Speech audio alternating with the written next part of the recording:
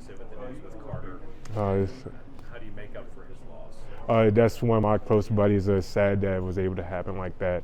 We definitely had set our goals, trying to be able to be one top together and as an O-line, period. But it's sad that that was happening, but we know that God got him. But like in this game, it's next man up. I know Branson and our other tackles are going to do great. So excited for their opportunity. I'm sad it had to happen like that for Carter, but we know how this business goes, so we're ready to take the step forward. Marcus, you talk about that next man up mentality. I mean, you look at the last time you guys played a football game, there weren't many of your original starting five on that offensive line and broke some records. What's that say about your group's leadership and collective buy-in that other guys can step up and produce at a record-setting rate? We just have to be able to trust each other. That's the main thing.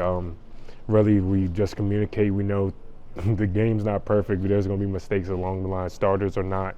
But just being able to hold each other accountable is really the main thing. We just want to be able to poke at each other, be able to push each other, reach our limits so that we can reach the goals that we ultimately want to reach. As a veteran leader, how have you learned how to build that trust with younger players? Who taught you how to build that trust, and how do you build that trust with younger leaders on this team now? I learned from my high school coach, Coach Juice. He pushed me to my ultimate level. But just being able to be consistent. Consistent doesn't mean that you won't make mistakes.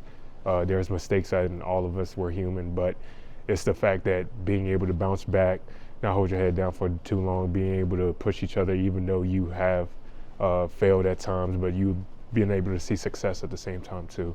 So you just want to be able to push each other, want to be accountable, but accept accountability as well when you mess up as well, and being able to take that on the chin. So that's the main thing, and we just want to push that for all the guys from freshmen all the way up. Marcus said earlier, in the week that he would rather rush for 400 than throw for 400.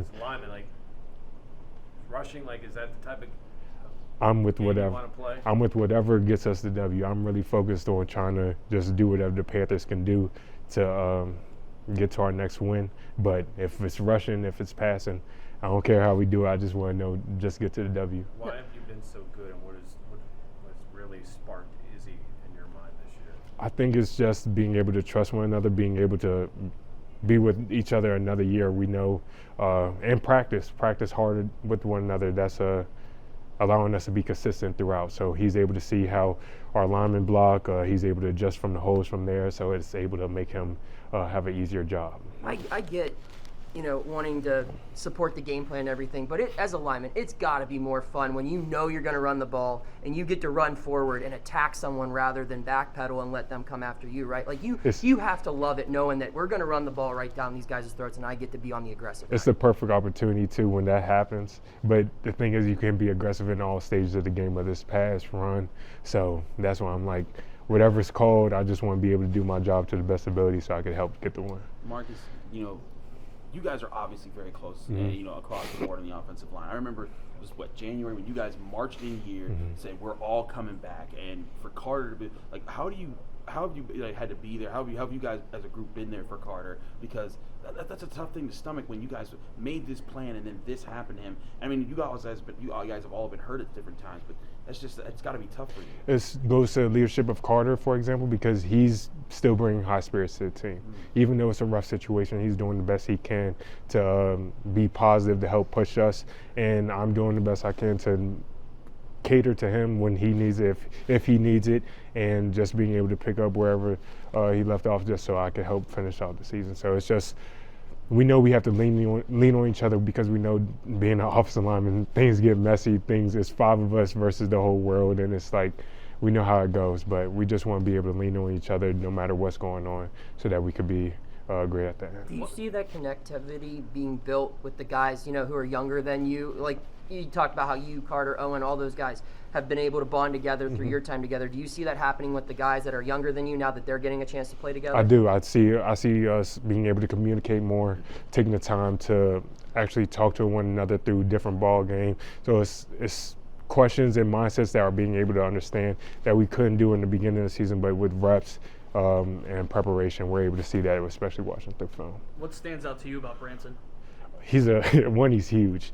Two, Two, he's athletic. He fits the mold of Carter as well. So he's doing the exact same thing that Carter's been doing since he was coming up, and Carter's taking him under the wing, and he's able to come into the game doing exactly what he's been doing. So he's a great player. I'm excited for the future with him. What kind of things is he doing to mimic Carter? Extra film, the way he's writing down his opponent, doing extra things onto the field to make sure he's working with the best technique, communication with me, communication with the center. It's perfect things that veteran players do. So he's getting into a good grasp of things of how to do that in the future when he's the senior and leading everybody else. What things does Louisville's defensive front do that you guys have studied and you said, hey, we got to watch out for this if we want a dominant running performance? They play really hard. I've seen a couple guys, they get past the running back and they'll go chase him down, or the quarterback went for a long run and one of the D linemen chased him down for 4 yards. They have a great motor. They play together as a defense, so they fly around. So it's going to be an exciting opportunity to be able to go against them. Does this experience help here too? Seeing a 3-4, you guys have all seen all kinds of defenses, and nothing really surprises you. Yeah, there's always going to be different things that happen throughout a game, whether they throw something new or they throw something that we've been able to see. But we're excited for the opportunity. We'll believe that we'll go into with a great game plan. So excited for it. Looking at the big picture, last year you got a quarterback and a wide receiver who made you guys special. How satisfying would it be to duplicate that success or come close to it without those guys? It'll be great because honestly, we still have a lot of players here now. We have the opportunity to be where we want to be, so we just got to chase every opportunity and go attack it with all our might. Is the mindset pretty much the same as it was this time last year? Always.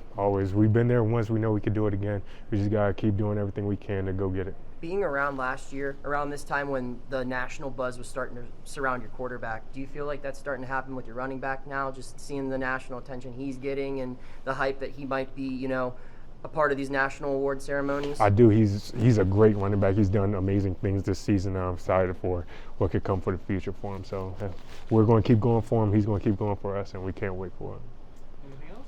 Marcus, Coach Boardley talked about one day where you kind of pulled all the players aside, you let Coach go off on his own, and you said a few words of encouragement to the players. Do you remember that day? Yeah, so I was just saying that we got 6 games left. We need to do everything our might to get to where we want to be. Like, we always know that we want to go to a championship. So in doing so, we gotta watch the extra film. We gotta do the little things right. We gotta make sure our details are perfect. We know that every play is not going to be perfect, but we're chasing excellence. So to do so, we need to make sure we're wrapping up everything around here, whether it's extra film, extra weight room, extra things on the field, just so that we know that we're crossing our T's and dotting our I's so that we have nothing to worry about on game day. What's it mean to you that your coach, your position coach, will let you, have that word with your teammates, and he will just separate himself and he trusts you guys to really, communicate with each other and lead as a player? That's exactly what it is. It's trust, being able to trust his older guys that to step up and do exactly what that is. And player-led teams are the best teams. So if we're able to lead and do exactly what we want to do, then at the end of the day, we'll reach our goals.